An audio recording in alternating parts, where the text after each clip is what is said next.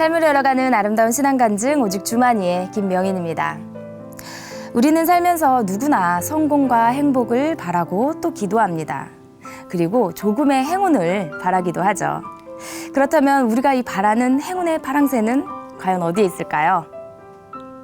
하나님의 말씀에 순종하고 하나님의 나라와 의를 구하는 삶을 살 때 능력의 주님께서 우리에게 좋은 결과로 답해 주실 것입니다. 어쩌면 멀리 찾던 파랑새가 결국 집안에 새 장에 있었던 소설 속 이야기처럼 주님께서는 이미 우리에게 가장 가까운 곳에 성공과 행운의 열쇠를 보여주고 계신지도 모르겠습니다. 오늘 주님께서 이 시간을 통해서 우리에게 어떠한 삶의 열쇠를 계획하고 계실까요? 기대가 되는데요. 먼저 이 자리 은혜롭게 채워주신 분들과 인사부터 나누겠습니다. 춘천 한마음교회 성도님들 함께해 주셨습니다. 반갑습니다.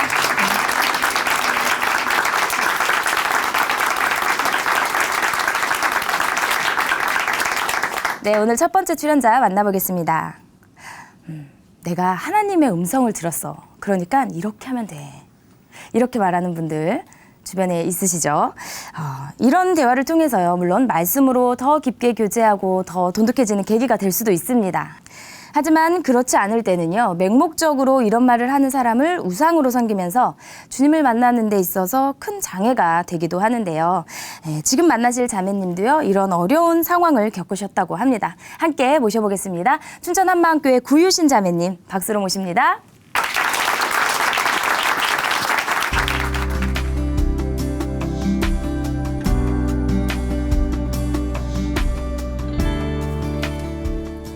안녕하세요. 저는 춘천 한마음교회 구유신입니다. 저는 어려서부터 교회를 다녔지만 신비주의 신앙으로 예수님을 제대로 알지 못한 채 눌리고 포로된 삶을 살았는데요. 확실한 증거 부활을 통해서 예수님을 만나 참 자유를 누리게 된 간증을 나누고자 합니다. 저는 딸딸딸 집안에 둘째로 태어났는데요.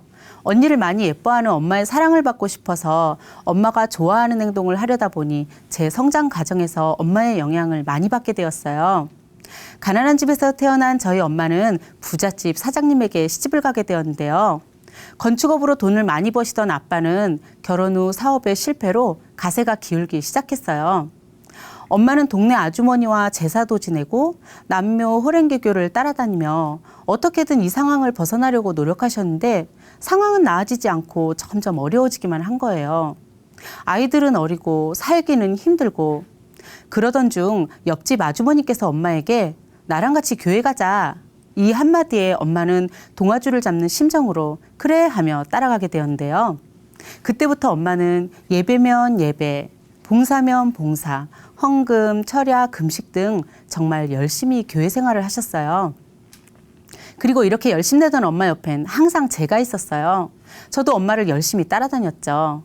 엄마는 환상을 보거나 음성을 듣기도 하고 꿈을 꾼 일이 그대로 이루어지기도 하셨는데요. 어린 나의 눈에 엄마는 정말 대단한 분이었어요. 엄마의 말이 딱딱 들어맞았기 때문이었어요. 언니가 고등학교 합격하기 전에 엄마는 기도 중 합격했느니라 라는 음성을 듣고 며칠 후 정말 합격하였고요. 제가 운전면허 시험에서 떨어지고 온 날에는 엄마께서 어쩐지 꿈에 네 차가 또랑으로 빠지더라니 하시는 거예요. 이후로 저는 시험을 보거나 취업을 할 때도 항상 엄마에게 의존하게 되었어요. 그리고 이런 일들을 자주 보고 자라면서 저는 자연스레 하나님은 분명 계시구나라고 믿게 되었어요. 초등학교 고학년이 되면서 저는 엄마를 따라다니며 듣던 휴거에 대해 심각하게 생각하게 되었는데요. 당시 2000년에 종말이 온다는 소문이 돌았어요. 엄마는 저에게 어차피 금방 하나님 오실 텐데 그냥 결혼하지 말고 천국 가는 게 낫지 않겠니? 하시는 거예요. 내 나이에서 2000년을 계산해 보니 29살이더라고요. 정말 어쩌면 결혼도 못 해보겠구나 싶어 안타깝기도 하고 종말이 온다는 것이 무섭기도 했어요. 또 한 번은 엄마가 종말을 대비해서 쌀을 사두어야 하지 않을까? 라고 하셔서 저의 두려움은 점점 커져갔어요. 능력 많은 엄마를 보면 분명 하나님이라는 분이 살아계시고 천국과 지옥이 있는 것도 확실한 것 같은데 나에게는 보이지도 들리지도 않고 어떠한 능력도 나타나지 않으니 과연 천국 문 앞에서 나를 받아줄까? 난 구원의 확신이 없는데 이대로 지옥 가면 어쩌지? 하며 이때부터 지옥에 대한 두려움이 싹트기 시작했어요. 구원의 확신은 없지. 어떻게 천국에 갈 수 있는지는 도통 모르겠지. 지옥 가긴 죽기보다 싫지. 그래서 했던 것이 봉사였어요. 열심히 예배드리고 봉사하면 설마 천국에 들여보내주겠지? 라고 생각하고 천국의 주인에게 잘 보이려고 애를 썼어요. 중2 때부터 반주로 봉사를 했는데 교회에서는 말 잘 듣고 반주 잘하는 저에게 온갖 예배 반주를 부탁하셨어요. 교회와 집이 가까워서 부르면 몇 분 만에 도착해서 반주를 해주니 너무 좋아하시더라고요.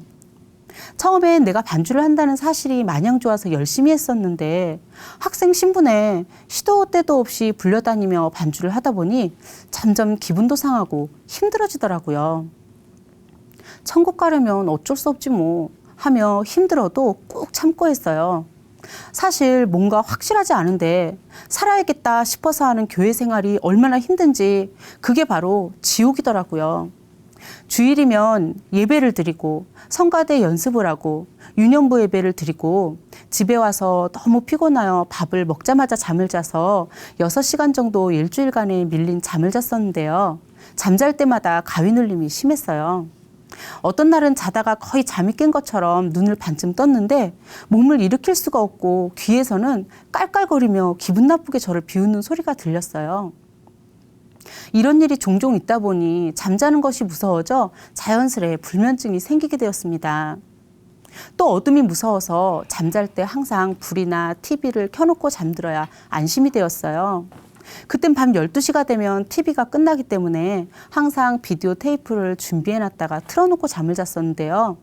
자다가 깼을 때 불이나 TV가 꺼져 있으면 정신없이 불을 켜고 비디오를 틀어야 안심하고 다시 잠을 잘 수 있었어요. 잠을 자도 악몽으로 깰 때가 많아 항상 잠이 부족하고 피곤한 생활의 연속이었죠. 죽음에 대한 두려움이 극에 달해 불면증까지 생기니 이건 정말 산송장 같은 삶이었어요. 전 더 이상 불안 속에 살 수 없어서 하나님을 만나고 싶다고 간절히 기도했어요. 그리고 믿음이 좋아서 저를 하나님께 인도해 줄 남자를 만나게 해달라고 기도하였는데요. 하나님께서는 감사하게도 제게 응답해 주셨어요. 사실 제가 선을 엄청나게 많이 봤었거든요. 그런데 그 많은 사람 중 남편을 만나 복음을 듣게 된 거예요. 당시 춘천 한마음교회 다니던 남편은 부활하신 예수님을 만나 락커에서 부활의 증인으로 변화된 삶을 살고 있었는데요. 남편은 만난 첫날부터 예수님의 부활을 이야기하더라고요. 2시간을 만나면 1시간 이상은 부활을 얘기하는데 참 속 터지더라고요. 한두 번도 아니고 만날 때마다 내가 무슨 부흥회를 온 건지 저도 30여 년 교회를 다녔는데 부활을 모르겠냐고요.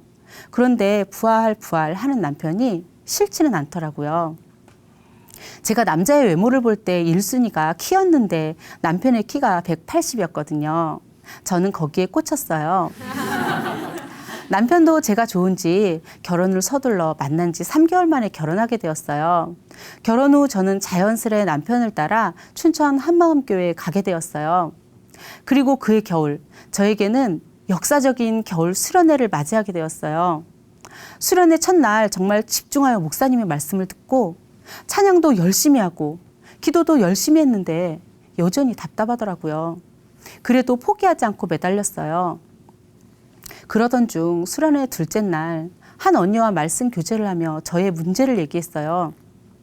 교회는 오래 다녔지만 구원의 확신이 없고 부활은 알겠는데 뭐 어쩌라는 건지 내 마음이 냉랭하다고 얘기했더니 언니는 저에게 부활이 아니라 부활하신 분이 누구신가에 초점을 맞춰보라고 하더라고요. 이분이 누구신지 인격적으로 만나야 된다고 하시더라고요. 도대체 무슨 소리인지 잘 모르겠지만 이분을 만나야 된다고 하니까 기도도 잘 할 줄 모르는 저는 오후 예배에 정말 혼신의 힘을 다하여 저 좀 만나주세요. 제발요. 1시간 동안 목이 터져라 외쳤어요. 그렇게 한참을 기도하는데 순간 이사야 9장 6절 말씀이 환하게 조명되기 시작했어요. 이는 한 아기가 우리에게 낳고 한 아들을 우리에게 주신 바 되었는데 그 어깨에는 정사를 메었고 그 이름은 기묘자라 모사라 전능하신 하나님이라 영존하시는 아버지라 평강의 왕이라 할 것임이라. 한 아기가 낳는데 전능하신 하나님이네. 한 아들을 주셨는데 영존하시는 아버지네. 사람인데 평강의 왕이네. 와, 이럴 수가. 십자가에 죽으신 예수님이 하나님이었구나. 완전히 사람으로 태어나셔서 그 모진 고초를 다 당하셨구나. 부활이 사실이 되는 순간 겟세마네 동산에서 피눈물을 흘리시며 기도하던 예수님의 모습이 진짜구나. 십자가에서 고통스럽게 죽으시던 것이 진짜구나. 나의 죄를 위해 예수님이 겪으신 모든 일들이 진짜구나 라는 생각이 들었어요. 그리고 이 모든 일을 감당하신 예수님의 마음이 알아졌어요. 나를 사랑하셔서 날 대신해서 죄값을 치르셨더라고요. 그걸 부활로 증명하셨어요. 부활이 아니고서는 증명할 방법이 없는 거더라고요. 전 어려서부터 엄마를 따라다니며 하나님을 만날 수 있는 방법은 열심히 봉사하거나 환상을 보거나 어떤 음성을 듣거나 기적을 봐야만 믿을 수 있는 거라고 생각했었거든요. 그런데 그게 아니었어요. 예수님을 하나님으로 믿을 수 있는 건 오직 부활의 표적이었어요. 누구나 쉽게 믿을 수 있도록 하나님께서 증거를 남겨주셨더라고요. 전 죽을 때까지 엄마처럼 환상을 보거나 음성을 듣지 못하면 어떡하지? 난 언제까지 이렇게 힘들게 봉사해야 하냐고. 대체 보이지 않는 하나님을 어떻게 믿고 뭘로 확증하냐고 하며 답이 나오지 않는 고민을 수십 년 하느라 두려움으로 벌벌 떨고 살았는데요. 부활의 증거를 보는 순간 바로 이거구나. 내 마음속에서 탄성이 나왔어요. 목사님께서 항상 요나의 표적 밖에는 전능자가 이 땅에 오셨다 가셨다라고 하셨는데 증거를 통해 믿는 거구나라는 사실을 깨닫게 되었어요. 그리고 제자들이 생각났어요. 제자들은 예수님과 함께 다니며 수많은 기적들을 봤잖아요. 그런데 예수님이 죽으실 때 모두 도망가더라고요. 전 그런 제자들의 모습을 이해할 수 없었거든요. 예수님이 죽으신 뒤 제자들은 유대인들이 무서워서 모두 모여 문을 닫고 있잖아요. 수많은 기적을 봤어도 정작 죽음 앞에서는 무서워서 벌벌 떨게 되고 기적 체험은 아무 힘이 없더라고요. 그런데 부활하신 예수님께서 나타나셔서 너희에게 평강이 있으라 하시는 거예요. 제자들은 부활하신 예수님을 만나고 나서야 변하더라고요. 부활하신 예수님을 통해서 평강이 임하는 것이고 부활하신 예수님을 통해서 이분이 하나님이심을 정확히 알게 되고 부활하신 예수님을 통해서 죽음을 불사하는 순교자가 되더라고요. 정말 확실하지 않으면 믿을 수 없는 거더라고요. 다시 살아나는 거, 부활, 그걸 통해서만 믿을 수 있는 거였어요. 부활하신 예수님을 만나고 나니 그동안 내가 왜 그렇게 힘들게 살았는지 알게 되었어요. 전 체험이나 기적, 행위 같은 내 경험을 통해서 내 욕심대로 내가 원하는 대로 믿고 거기에서 내 믿음을 확증하려다 보니 너무나 힘든 삶을 살았더라고요. 하나님께서는 명쾌한 증거 부활을 보여주셨는데요. 나의 주인으로 보내주신 예수님을 믿지 않은 그 죄, 전 이 죄를 회개하게 되었어요. 부활하여 지금도 살아계신 예수님 앞에 서니 눈물 콧물이 마구 쏟아지고 주체할 수 없는 그분의 사랑과 죄의 사함의 감격이 밀려왔어요. 구원의 확증, 전 드디어 어두운 터널을 지나 빛을 보게 된 거예요. 예수님을 몰라서 죽음과 지옥에 대한 두려움으로 벌벌 떨던 제가 부활하신 예수님을 만나 이제는 참 자유를 누리며 천국을 소망하는 자가 되어버렸습니다. 제가 작년에 너무 배가 아파서 119에 실려갔는데요. 정말 죽을 것 같이 아프더라고요. 너무나 아프니까 이렇게 사람이 죽는 거구나. 갑작스럽게 예고도 없이 두려움이 몰려오더라고요. 병원 이동 침대에 누워서 이리저리 옮겨 다니며 여러 가지 검사를 했는데 떨리는 마음으로 계속 기도를 했어요. 어떤 순간에도 예수님을 바라보게 해달라고요. 그런데 순간 내 신분이 생각났어요. 하나님의 자녀, 사나 죽으나 주의 것. 저는 그런 사람이더라고요. 예수님께서 부활로 이루어주신 나의 신분을 붙들고 예수님을 생각하는 순간 내 생명이 주님 것이며 주님과 함께할 영원한 천국이 생각나며 마음의 평강이 임하고 검사 결과에 대해 온전히 주께 맡기게 되었습니다. 검사 후 4-5시간 정도 걸리는 수술을 하게 되었는데도 저의 마음은 전혀 요동이 없고 너무나 편안하더라고요. 예수님이 저와 함께 하시니까요. 그 새벽 전 수술대 위에서 한숨 푹 자고 일어났습니다. 예수님을 영접하고 나니 저의 삶에 여러 가지 변화가 일어나기 시작했어요. 먼저 구원의 확신과 함께 마음의 평강이 임하니 불을 끄고 잠을 편하게 잘 수 있게 된 거예요. 정말 너무나 놀랐고 그렇게 기쁠 수가 없었어요. 그리고 성령께서 내게 임하시니 도통 무슨 말인지 몰라 잠 안 올 때 보던 성경 말씀이 무슨 말씀인지 다 알아지는 거예요. 하나님이 내 아버지가 되시니까 내 아버지의 마음을 알게 되고 그분의 말씀을 못 알아들을 리가 없잖아요. 이렇게 말씀을 깨닫게 되니 정말 놀라운 것은 기도가 되더라고요. 전에는 10분 기도하기가 그렇게 힘들었었거든요. 그런데 이제는 하나님의 말씀으로 기도하니 기쁨과 감사가 넘쳐 잠깐 기도했나 싶어서 시계를 보면 어느새 1-2시간이 훌쩍 지나가 있기도 했어요. 또 전에는 전도하는 게 창피해서 입술조차 열지 못하고 그럼에도 해야 된다는 강박관념에 힘들어했었거든요. 그런데 이제는 내 주위에 있는 영혼들을 놓고 기도하다 보니 앉았다 하면 복음을 전하게 되고 내가 만난 예수님을 자랑하게 되어서 전도를 당연히 하게 되더라고요. 한 번은 제가 입원해 있을 때 병원에서 한 자매를 만났는데요. 얼굴을 너무 심하게 다쳐서 온통 붕대로 감고 있었어요. 얼굴 반쪽의 살점이 떨어져 나가는 엄청난 사고로 인해서 몇 번의 수술과 오랜 입원, 또 남은 수술들로 인해 굉장히 힘들어했는데요.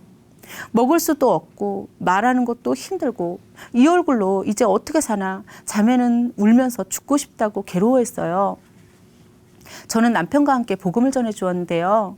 부활하신 예수님이 자매의 주인이시니까 모든 염려를 주께 맡기라고 했어요. 그리고 부활 책자를 가지고 말씀을 전해 주었는데요. 갈급했던 자매는 복음을 들으면서 부활하신 예수님에 감격하였고 곧바로 영접 기도를 하게 되었어요. 삶에 소망이 없고 힘들어하던 자매에게 큰 기쁨이 임한 모습을 보며 저희에게도 통일한 기쁨이 임했습니다. 저희 엄마도 부활의 주를 만나 이제는 오직 말씀을 붙들고 사명자의 삶을 살고 계신데요. 어느 날부터 저희 딸이 할머니, 할아버지와 함께 시장, 은행, 미용실, 전철 등을 다니며 전도를 하더라고요. 6, 7살이 되어서는 어린이집에서 전도를 했는데요.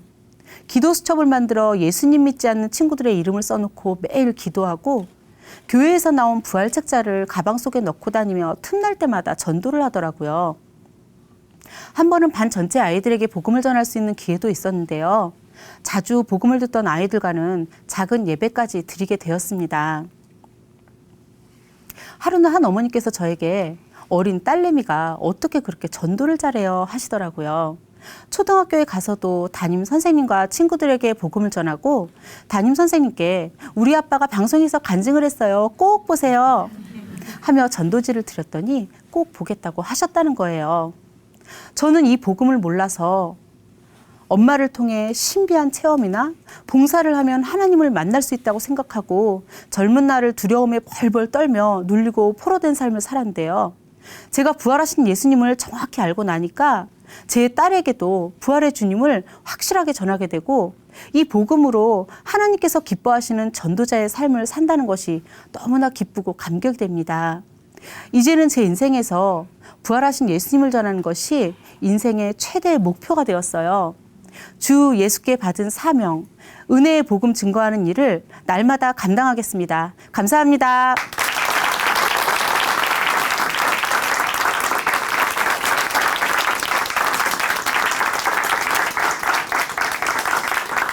네, 감사합니다. 이 복음을 증거하는 일을 이제 날마다 감당하시겠다는 자매님, 이제는 날마다 기쁘시겠는데요. 네. 자매님의 간증을 통해서요, 십자가에서 죽으신 예수님이 하나님이시라는 것을 부활이 아니면 절대로 증명할 수 없다는 것 다시 한번 새기게 되었습니다. 다시 한번 글신 자매님께 큰 박수 보내드릴게요. 네.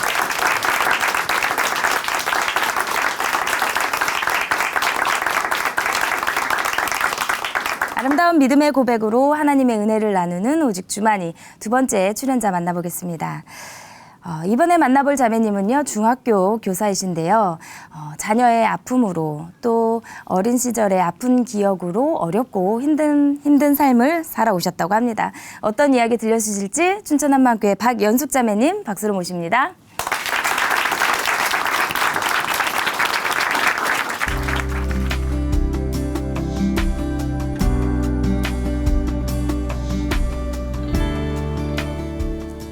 안녕하세요. 춘천 한마음교회 박연숙입니다.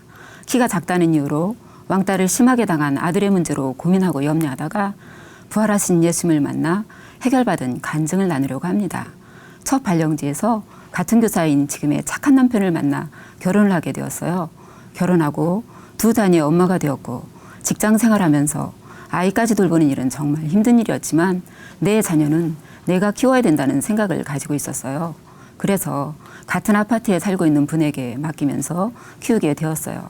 첫 아이는 태어날 때부터 2.5kg으로 아주 작았지만 인큐베이터에 들어갈 정도는 아니었어요. 세상의 모든 엄마가 그러하듯 저도 아이를 참 잘 키워보려고 노력했어요. 유난히 작기는 했지만 초등학교 들어가기 전까진 골목골목 동네 아이들을 끌고 다니면서 재미있게 잘 놀았어요. 유머가 있어서 동네 아주머니들이 좋아하기도 했고 말도 엄청 잘해서 물에 빠지면 입만 동동 뜬다고 다들 말했어요. 그런데 먹는 거를 좋아하지 않았어요. 정말 죽어라고 안 먹었어요. 보약을 먹일까 했는데 약 복용을 잘못하여 지나치게 뚱뚱한 사람들을 가끔 보다 보니 약 먹이는 것도 두려웠어요. 잘 먹으면 크겠지 하는 막연한 생각을 하고 있었어요. 초등학교에 입학하고 다른 아이들에 비해서 키가 작기는 했지만 염려는 하지 않았어요. 커가면서 조금씩 자랐지만 아이는 여전히 잘 먹지 않았어요. 명랑하고 친구들과도 잘 지냈기에 심각하게 생각하지도 않았어요. 쉴 틈도 없이 말도 많았던 아이가 차츰 집에서 짜증을 많이 내었고 친구보다는 걔하고 노는 시간이 늘어난다는 것을 알게 되었어요. 교회에서는 어릴 때부터 생활해서 친구들과 문제는 없었어요. 그러나 학교에서는 친구들에 비해서 20cm 이상 작은 키 때문에 점점 자신감을 잃어가는 모습을 볼 때마다 엄마로서 가슴을 쓸어내려야만 했습니다. 이러한 모든 것이 작은 키 때문에 생기는 일이라 생각하게 되었어요. 중학교 다니던 어느 날 아들이 말했어요. 엄마, 나 오늘 죽을 뻔했어. 체육시간 수영할 때 5-6명의 덩치 큰 아이들이 수영장 물속 바닥으로 끌고 가서 숨을 못 쉬게 나를 눌렀어. 그리고 수영복도 뺏었어. 하면서 말했어요. 저는 아이 앞에서 애써 눈물을 감추었지만 장난으로 시작한 그 일이 정말 사람 잡겠다 싶어서 학교를 찾아간 적도 있어요. 신문을 보고 우연히 학계에서 유명한 키 성장 클리닉 전문의를 알게 되고 춘천에서 서울로 병원을 다니기 시작하였어요. 한 달에 한 번씩 병원을 방문하고 집에서는 매일 밤마다 다리 근육에 성장 호르몬 주사를 놓아주는 것이었어요. 주사를 밤마다 놓아주는 것은 결코 쉬운 일이 아니었어요. 어른인 저도 주사 맞기 싫어서 아파도 병원을 안 가는데 아들한테는 너를 위한 것이니 맞아야 한다고 매일 밤마다 아이를 설득해야 했어요. 매일 주사를 맞으니 어떤 날은 어디다 놓을지 모르겠는 거예요. 엄마, 주사 안 맞으면 안 되나요? 이 말을 할 때마다 주사를 맞은 후 쓰러져 자는 아들을 보면서 지금 내가 무슨 짓을 하고 있는 거지? 이유식을 잘못했나? 아니, 육아 방식이 잘못되었나? 입덧을 너무 심하게 했어. 뱃속에서부터 아이를 잘못 키운 거야. 여러 가지 이유들을 탓하면서 저 자신을 자책했어요. 그러면서 울다가 아이 옆에서 같이 잠들곤 했어요. 저는 시골 가난한 농부의 2남 3녀 중 둘째 딸로 태어났어요. 둘째들이 그러하듯 언니와 동생들 틈 사이에서 눈치 백단으로 독립심이 강한 아이로 자라났어요. 그래서 전 누구를 의지하기보다 무엇이든지 스스로 잘 해결해 나가는 아이로 성장했어요. 물론 학교 공부도 잘했어요. 당시 남동생이 있었는데 유난히 키가 작았어요. 저의 남동생은 어느 날 정신 이상 증세를 보였는데 나중에 알고 보니 동네 아이들의 놀림과 몰매로 정신적인 고통을 받았던 거예요. 그것으로 남동생은 마음의 병을 얻게 되었어요. 동생은 고등학교를 겨우 졸업했는데 고등학교 시절 자퇴와 복학을 반복적으로 했고 결국에는 정신병동으로 가는 신세가 되었어요. 치료가 끝나고 집으로 돌아올 때는 정신과 약 때문이었는지 평소보다 살도 엄청 찌고 눈은 풀린 채로 집으로 돌아오곤 했습니다. 대학 시절 내내 농사일로 바쁜 엄마 대신 대학과 가까운 곳에 있었던 정신병동을 종종 방문하기도 했어요. 병원에 있는 동생, 가난하다고만 생각되어지는 가정 형편은 낭만적인 대학생활과는 거리가 멀었어요. 동생 하나로 더 이상 행복하지 않은 가정이 싫기도 하고 아픈 동생이 안타깝고 불쌍하기도 했지만 솔직히 그 동생이 믿기까지도 하였습니다. 병원에서 퇴원을 하여 집에 있던 동생에게 병이 재발한 적이 있어요. 어느 날 말다툼을 하다가 동생이 부엌칼을 들고 저에게 달려든 적이 있어요. 무섭고 심장이 떨려 무조건 도망쳤어요. 시간이 흘러서 남동생은 집에서 엄마 일을 돕고 있었어요.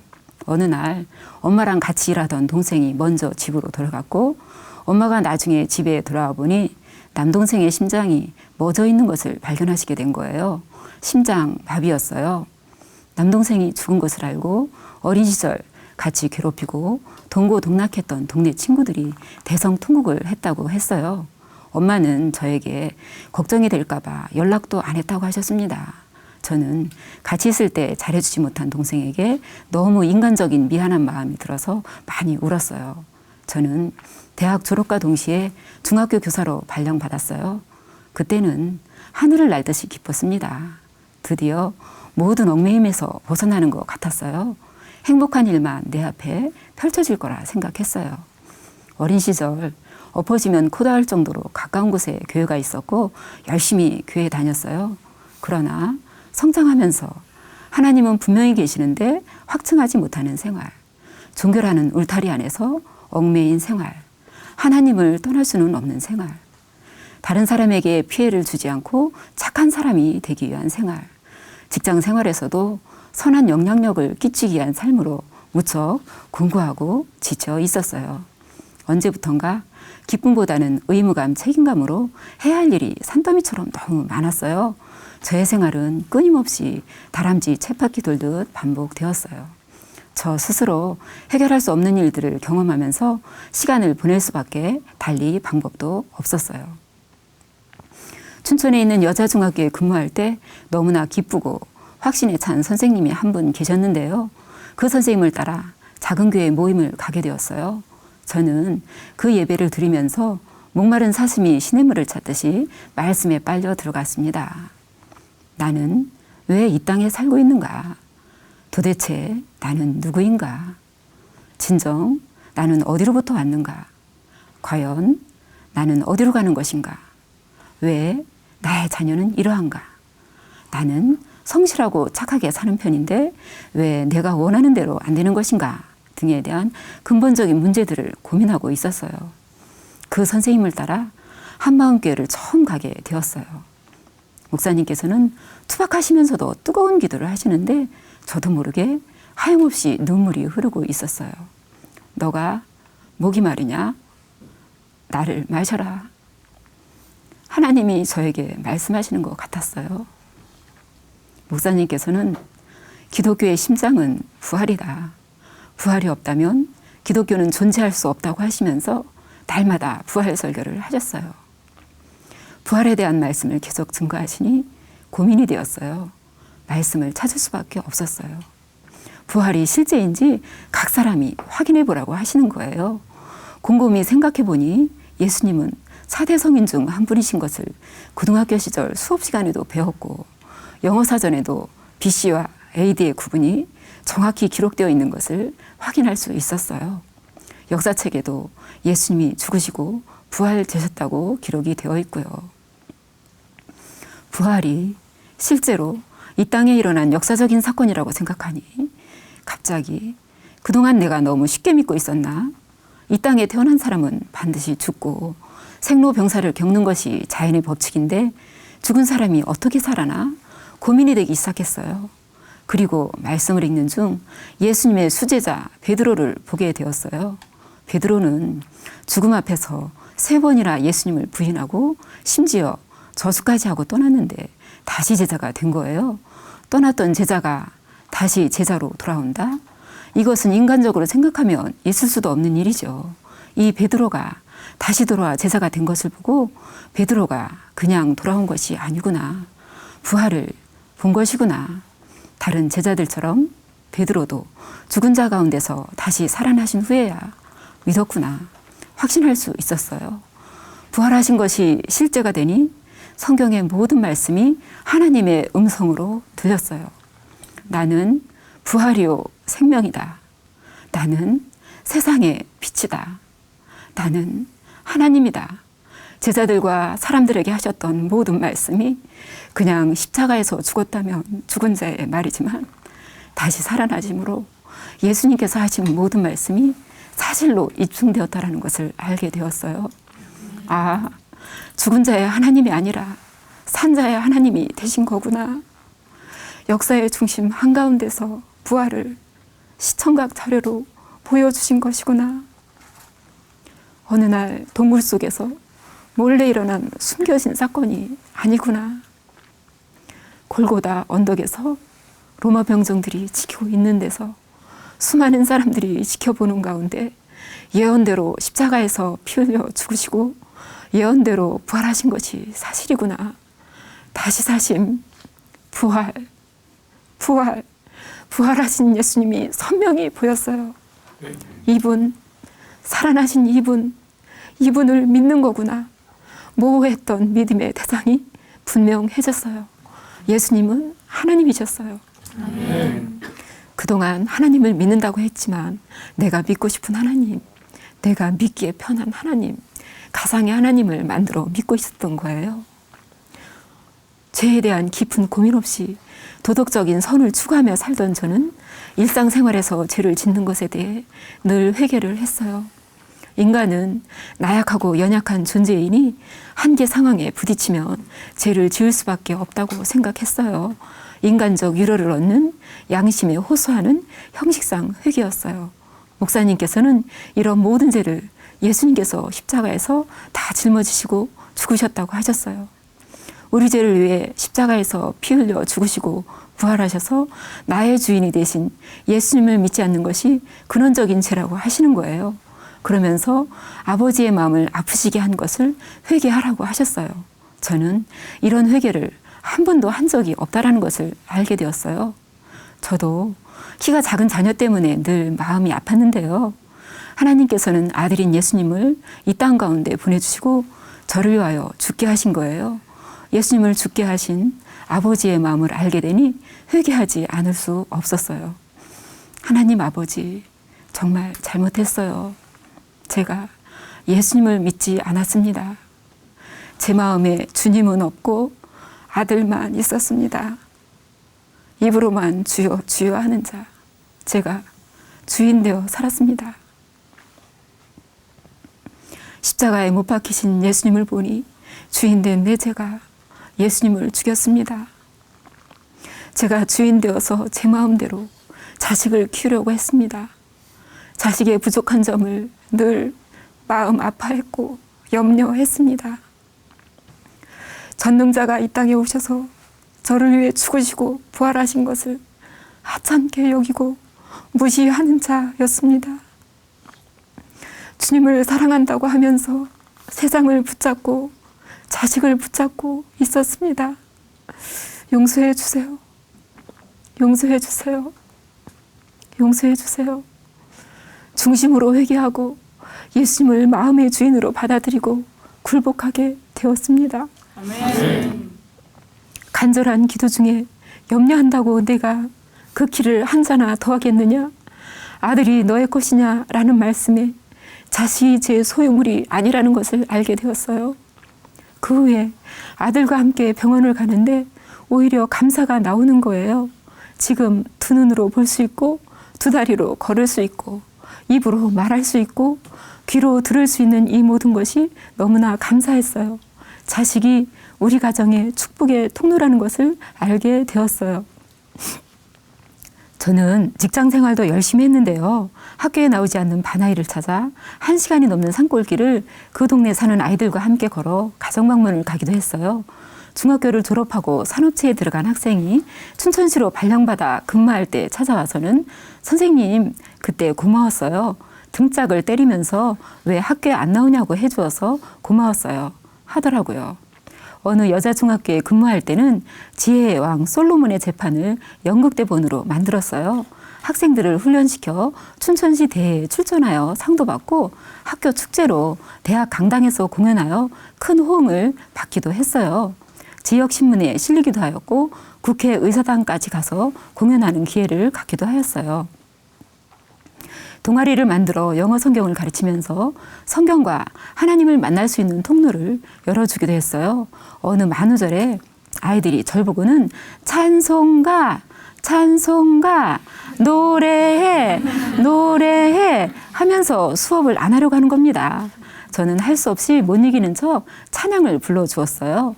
그날 단어 시험지에 쓰라는 영어 단어는 안 쓰고 선생님 사랑해요, 찬송가 잘하시네요, 노래 멋져요, 선생님 짱, 다음에 또 불러주세요 라고 써 있었어요. 저는 영어 명언들을 칠판에 가끔 적어줄 때도 있는데 I am the way and the truth and the life. No one comes to the Father except through me. 내가 곧 길이요 진리요 생명이니 나로 말미암지 않고는 아버지께로 올 자가 없나니 이를 적고 문법을 설명하기도 했어요. 한 번은 제가 보험을 들게 되었는데요. 그분이 보험계약자 관리 차원에서 학교를 방문할 때마다 조금씩 말씀을 전했어요. 그리고 제가 빈 시간이었던 어느 날은 말씀을 구절구절 찾아가면서 전했어요. 역사에서 배운 수많은 존경하는 인물들은 다 죽었다. 소크라테스도 죽고 마흐메트도 죽고 공자도 석가도 다 죽었다. 그들의 무덤은 아직도 닫혀 있다. 오직 예수님의 무덤만 비어 있다고 전했어요. 성경의 예언대로 오시고 성경의 예언대로 부활하셨다고 전했어요. 부활하신 예수님, 이분을 믿지 않는 것이 성경에서 말하는 죄임을 전해 주었어요. 예수님 믿지 않는 것을 회개하고 예수님을 주인으로 믿어야 됨을 진지하게 전하니 말씀이 너무 좋다고 하시면서 성경 구절을 적어달라고 하시는 거예요. 그래서 성경 구절과 함께 가지고 있던 부활 책자를 드리면서 꼭 읽어보시라고 했어요. 그런데 이분이 아주 오랜만에 다시 오신 거예요. 선생님께서 그때 교제해 주시고 부활 책자를 주셔서 너무나 감사하다고 했어요. 그동안 남편이 병으로 아팠는데 날마다 부활 책자로 교제하면서 말씀 보고 새벽 기도도 함께 했고 투병 생활을 하시다가 천국을 가셨다는 소식을 전해주러 오신 겁니다. 부활의 복음이 참 놀랍다라는 것을 경험하고 기쁨을 함께 했습니다. 동아리를 운영하다 보니 성경책이 필요해서 성서기도원협회에 연락을 한 적이 있어요.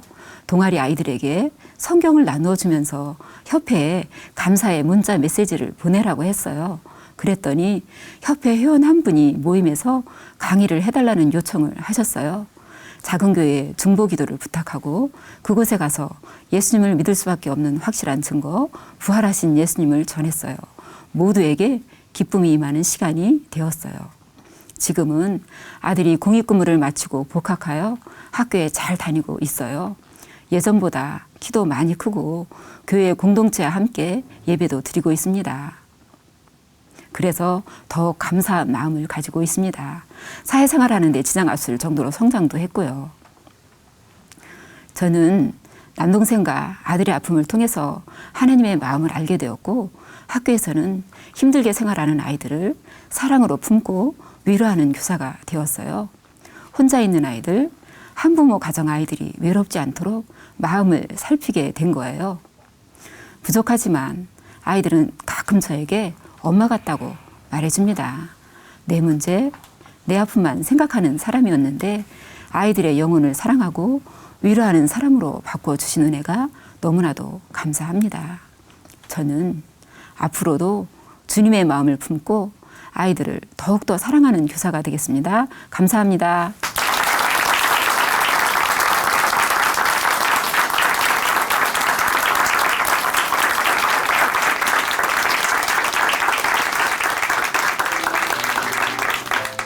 네, 저는 매번 간증을 들을 때마다요, 이 자녀를 향한 어머니들의 사랑이 정말 대단하다는 것을 느낍니다. 네, 박영수 자매님, 비록 시작은 자녀 때문이었지만요, 지금은 주변 아이들의 영혼까지도 사랑하고 위로하는 진정한 교사가 되셨는데요. 앞으로도 자매님을 통해 더 많은 아이들이 주님께로 나오기를 저도 함께 기도하겠습니다. 박영수 자매님께 다시 한번 큰 박수 보내드릴게요.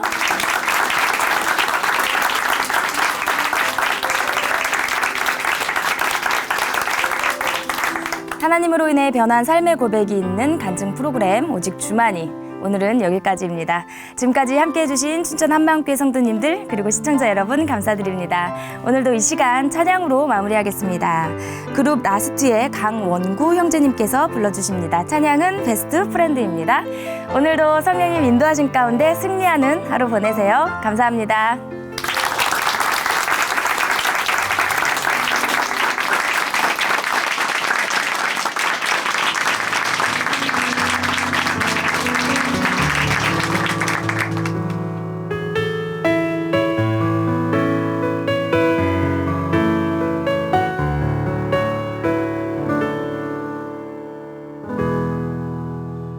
그 누구보다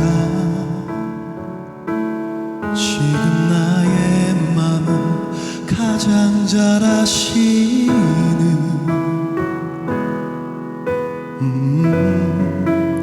수많은 사람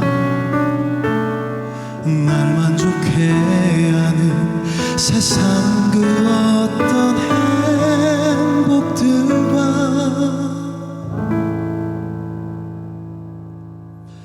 비교할 수 없는 법 진정한 내 안에 따뜻함을 선물한 사람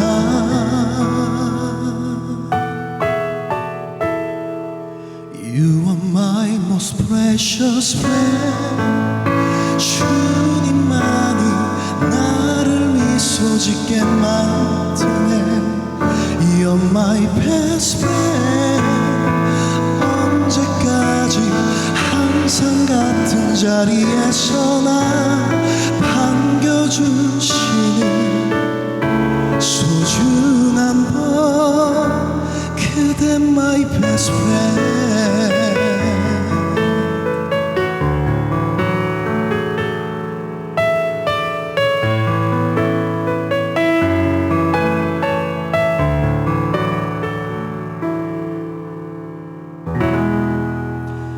그 누구보다 지금 나의 맘을 가장 잘 아시는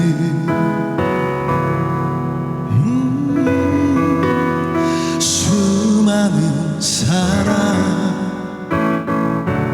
날 만족해 하는 세상 그 어떤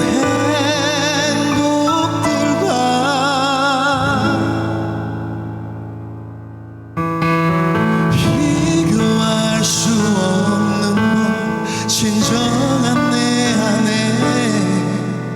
따뜻함을 선물한 사람